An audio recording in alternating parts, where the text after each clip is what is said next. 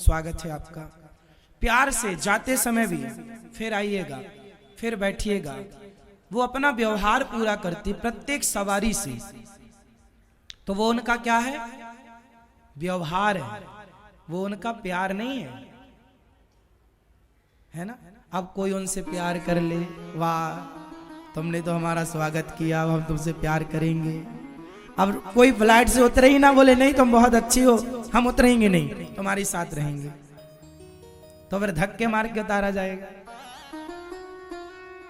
क्यों जी, सही है।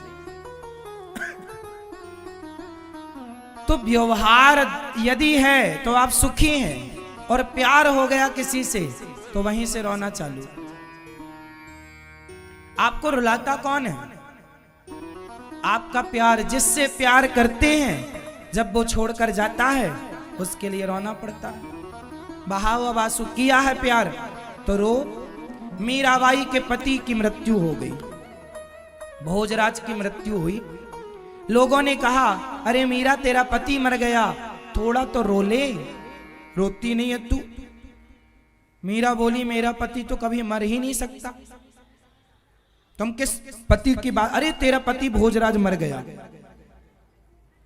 मीरा ने कहा ऐसे बरकूं क्या बरूं, जो जन्मे और मर जाए। बरिए बर गोपाल को मेरो चुनरो अमर कर जा। हमने उन्हें अपना पति माना ही नहीं, हमारे पति तो गिरधर गोपाल हैं और ये कभी मर ही नहीं सकते। बस उसने प्यार किया ही नहीं जगत से, इसलिए उसे रोना नहीं पड़ा। आप करते हैं तो रोते हैं। इसलिए संसार से क्या करेंगे? जोर से आप बताओ, संसार से क्या करेंगे? अभी बताए मैया, फिर भूल गई। ये मैया बताएंगे संसार से क्या करोगी? व्यवहार। संसार से क्या? और भगवान से बस। कौन कौन करेगा आज से?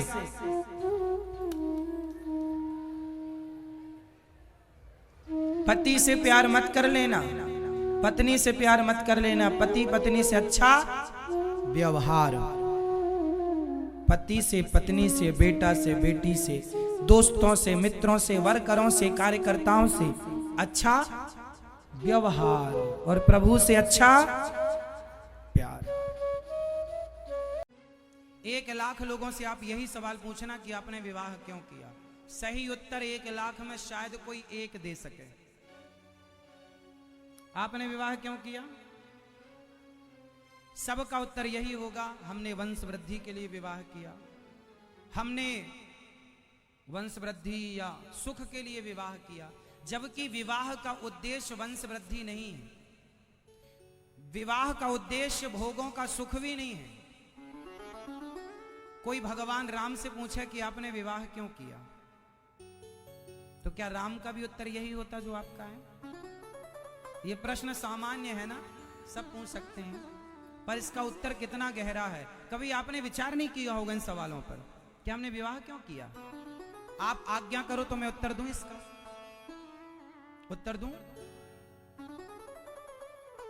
जैसा कि आप लोगों ने कहा वंश वृद्धि, ये तो होगा ही, इसमें कोई दो मत नहीं है। एक छोटी सी बात आपको समझनी पड़ेगी इस बात के लिए। किसान जब खेत में गेहूं बोता है, ध्यान से समझना, किसान जब खेत में गेहूं बोता है तो गेहूं के बदले उसे गेहूं तो मिलती ही है, पर एक चीज उसे फ्री में मिलती है। बताओ क्या? क्या? भूसा, भूस, जानते हैं भूसा? हाँ, भूसा, भूस। किसान जब खेत में गेहूं बोता है तो वो भूसे को मध्य नजर रखकर नहीं बोता कि भूसा मिलेगा। भूसा तो मिलेगा ही, उद्देश्य भूसे की प्राप्ति नहीं है, भूस की प्राप्ति उद्देश्य है। गेहूं के अन्न मिले हमें, भूसा जाएगा कहां? वो तो आएगा। जैसे गेहूं के साथ भूसा मिलेगा ही, जाएगा कहां? उसी तरह विवाह करोगे तो संतान, प्रतिष्ठा, वैभव, संसार का सुख, धन वैभव, काम करोगे तो पैसे कमाओगे, जाएगा कहाँ? विवाह करने के बाद संसार का सुख तो भूसे की तरह वो तो मिलेगा ही, जाएगा कहाँ? लेकिन उद्देश्य उस भूसे को पाना नहीं था। भाई विवाह किया है तो बच्चे होंगे, स्त्री पुरुष का संबंध होगा तो संतान होगी, जाएगी कहाँ? उद्देश्य संतान पाना नहीं है, क्योंकि ये तो बंदर भालू के भी हो रही है, कुत्ता बिल्ली के भी हो रही है। उद्देश्य क्या है? शादी हमने क्यों की? बहुत गंभीर बात है, ध्यान से समझो। जब आपका विवाह नहीं होता तो आपका मन ज्यादा चंचल होता है, अन्य स्त्रियों में या अन्य पुरुषों में जाने की संभावना ज्यादा रहती है। परंतु जब विवाह हो जाता है तो अन्य स्त्रियों से मन हटकर एक स्त्री में केंद्रित हो जाता है, अपनी अर्धांगिनी में। तो आपकी पत्नी पहला काम तो ये करती